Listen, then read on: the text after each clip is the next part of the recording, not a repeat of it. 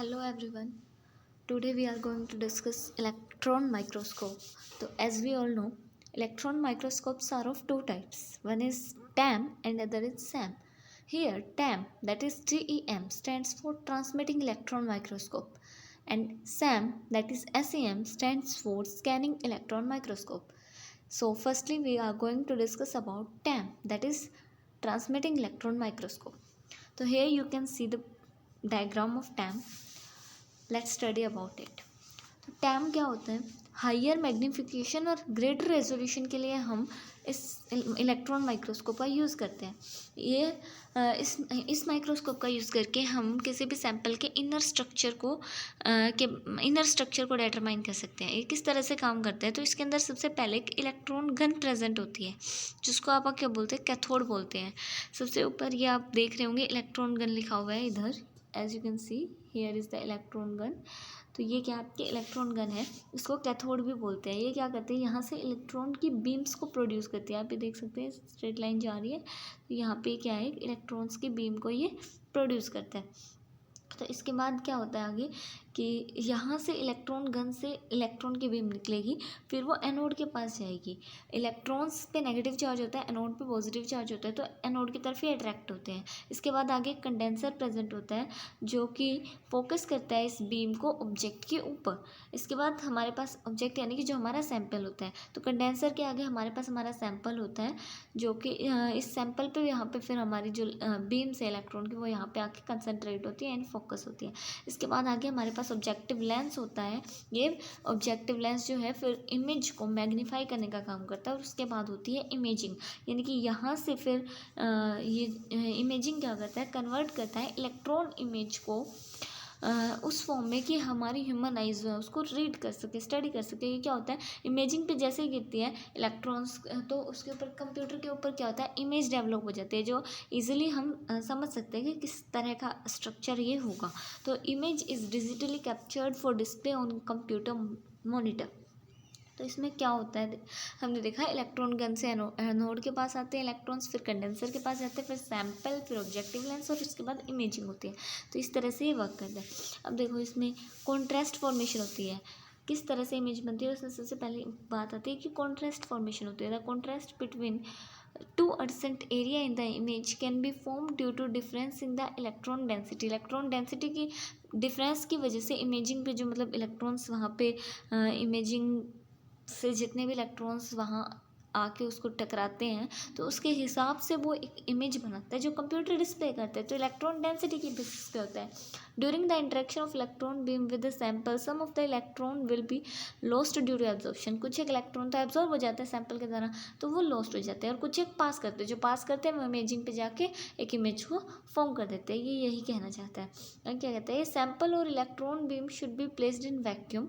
ये एक इंपॉर्टेंट चीज़ है कि सैंपल भी और इलेक्ट्रॉन बीम भी दोनों वैक्यूम में होनी चाहिए। स्पेसिमेन थिन होना चाहिए और डिहाइड्रेटेड होना चाहिए। तो हमारी जो इलेक्ट्रॉन माइक्रोस्कोप है उसकी एडवांटेज क्या है? टैम की एडवांटेज क्या है?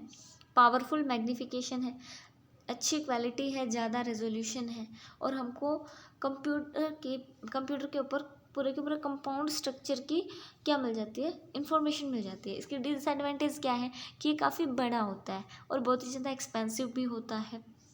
लेबोरियस सैम्पल प्रिपरेशन, यानी कि सैंपल प्रिपेयर करना भी इजी नहीं होता है इसका। और ऑपरेशन और एनालाइज करने के लिए इस इलेक्ट्रॉन माइक्रोस्कोप को, टैम को, इसके लिए स्पेशल ट्रेनिंग की ज़रूरत होती है। और इसमें ब्लैक और वाइट इमेज मिलती है, इसीलिए लिविंग जो स्पेसिमेन होते हैं उनको नेचुरल कलर्स में नहीं देख सकते, और इसके लिए कह रहा है स्पेशल मेंटेनेंस की ज़रूरत होती है। तो इसकी कुछ एक डिसएडवांटेज है। आप ये देखो इधर ये ब्लैक एंड वाइट इमेजेस आप देख सकते हो। तो ये जो ऊपर वाली है टैम से, कि टैम हमारा इनर स्ट्रक्चर की इमेजेस दिखाता है, और नीचे आप देख सकते हो आरबीसी की स्कैनिंग इलेक्ट्रॉन माइक्रोस्कोप ने जो स्ट्रक्चर हमें दिखाई, ये एक्सटर्नल स्ट्रक्चर्स दिखा रहा है आरबीसीज की। तो इन दोनों की यहाँ पे क्या कह रहे हैं, थोड़ी सी एडवांटेज दिखाई गई है दोनों की, कि दोनों की हायर मैग्नीफिकेशन है, ज़्यादा रेजोल्यूशन है। सैम की रेजोल्यूशन 0.5 नैनोमीटर तक है, टैम की रेजोल्यूशन 50 पिकोमीटर तक है। टैम जो है वो इंफॉर्मेशन देता है इनर स्ट्रक्चर ऑफ सैंपल की, सैम जो है वो सरफेस के बारे में बताता है।